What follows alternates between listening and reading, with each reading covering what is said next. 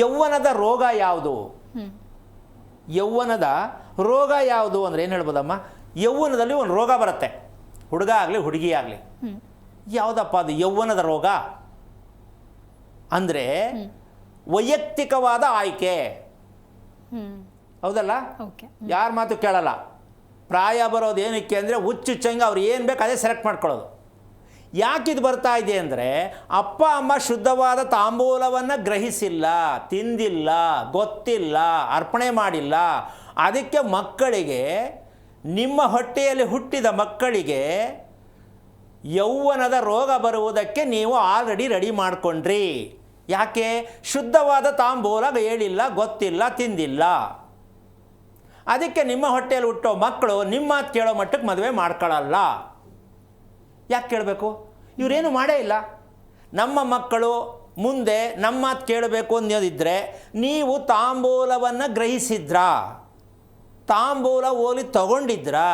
ತಾಂಬೂಲ ಅಂದರೆ ಸುಮ್ಮನೆ ಸಮಯ ಅಲ್ಲೆಲ್ಲ ಕೆಂಚಕಾಗ್ಬಿಡುತ್ತೆ, ಅದೆಲ್ಲ ತಿನ್ನೋಕ್ಕಾಗಲ್ಲ. ಇತ್ತಾನೆ ಇವಾಗ? ಹೌದಾ? ಪಿಜ್ಜಾ ಬರ್ಗರ್ ಮಾತ್ರ ಆರ್ಡ್ರ್ ಮಾಡ್ತಾರೆ, ಇದು ತಿನ್ನೋಕ್ಕಾಗಲ್ಲ. ಮದುವೆಯಲ್ಲಿ ತಾಂಬೂಲ ಶಾಸ್ತ್ರ ಅಂತ ತಾಂಬೂಲ ತಿನ್ನಿಸ್ತಾರೆ, ಅದು ಫೇಲ್, ಇಲ್ಲವೇ ಇಲ್ಲ. ಸೆಕೆಂಡು ಹಾಂ ಏನಮ್ಮ, ಎಷ್ಟು ಮಟ್ಟಕ್ಕೆ ಸರಿ? ಹೆಣ್ಣು ಗಂಡು ಕೈಲಿ ತಾಂಬೂಲವನ್ನು ಬಂಧು ಜನಗಳ ಕೈಲಿ ಕೊಡಿಸ್ಬೇಕು, ಇದು ನಿಯಮ. ಕೊಡ್ತಾರಾ ಹೆಣ್ಣು ಗಂಡು? ಇಲ್ಲ. ಎಲ್ಲಿರುತ್ತಿದು? ಊಟದ ಹಾಲಲ್ಲಿ ಬಿದ್ದಿರುತ್ತೆ, ಅದು ಇಟ್ಟಿರಲ್ಲ, ಯಾರು ಇರಲ್ಲ ಅಲ್ಲಿ, ಬಿದ್ದಿರುತ್ತೆ. ಅದನ್ನು ಬೇಕಾದರೂ ಎತ್ಕೊಂಡು ತಿನ್ಕೊಂಡು ಹೋಗ್ತಾರೆ. ತಾಂಬೂಲ ಯಾರು ಕೊಡಬೇಕಾಗಿದ್ದು? ಹೆಣ್ಣು ಗಂಡು ಕೈಲಿ ಕೊಡಿಸ್ಬೇಕು. ಜೀವನ ಪರ್ಯಂತ ಸಂಪತ್ತು ಅಭಿವೃದ್ಧಿ ಆಗಬೇಕು, ಮುಂದೆ ಇವರು ಶ್ರೀಮಂತರಾಗೇ ಬದುಕಬೇಕು, ಬಾಳಬೇಕು, ಆರೋಗ್ಯ ಚೆನ್ನಾಗಿರಬೇಕು. ಅಂತಹ ಒಂದು ಆಶೀರ್ವಾದ ಯಾವುದು ಅಂದರೆ ಹೆಣ್ಣು ಗಂಡಿನ ಕೈಯಲ್ಲೇ ತಾಂಬೂಲವನ್ನು ಪ್ರತಿಯೊಬ್ಬರಿಗೂ ಕೊಡಿಸಿದಾಗ ಅವರಿಗೆ ಶ್ರೀಮಂತಿಗೆ ಶಾಶ್ವತವಾಗಿರುತ್ತೆ. ಈಗ ನೀವು ಇಷ್ಟು ಕೋಟಿ ರೂಪಾಯಿ ಖರ್ಚು ಮಾಡಿ ಮದುವೆ ಮಾಡ್ತಾ ಇದ್ದೀರಾ, ಸ್ವಲ್ಪ ಯೋಚನೆ ಮಾಡಿ. ಇದನ್ನು ಯಾರು ಎಚ್ಚರಿಕೆಯಿಂದ ಹೇಳೋ ಮಟ್ಟಕ್ಕೆ ಇದ್ದಾರಾ, ಅಥವಾ ನೀವು ತಿಳ್ಕೊಂಡಿದ್ದೀರಾ ಇದು ಬೇಕು ಅಂತ ಬೇಡ ಅಂತಮ್ಮ? ಮತ್ತು ಹೆಣ್ಣು ಗಂಡು ಒಳ್ಳೇದೇನ್ರಿ ಮಾಡಿಸ್ತಾ ಇದ್ದೀರಾ? ಏನೂ ಇಲ್ಲ. ಕಳಶ ನೀವು ಹಿಡ್ಕತ್ತೀರಾ, ಹೆಣ್ಣು ಗಂಡು ಏನು ಕೊಟ್ರಿ ಕೈಗೆ? ಅಷ್ಟೇ, ದಾರಿ ಎರೀತಂತೆ. ಊರವ್ರನ್ನೆಲ್ಲ ಕರ್ಕೊಂಬಂದು ದಾರಿ ಏರಿಸ್ತೀರಾ. ನಿಮ್ಮನೆ ಮಕ್ಳಿಗೆ ದಾರಿ ಏರಕ್ಕೆ ಅವ್ರು ಯಾರು? ಪಕ್ಕದ ಮನೆಯವ್ರು ಯಾರು? ನಿಮ್ಮ ಮಕ್ಳಿಗೆ ಅವ್ರಿಗೆ ಏನು ಸಂಬಂಧ?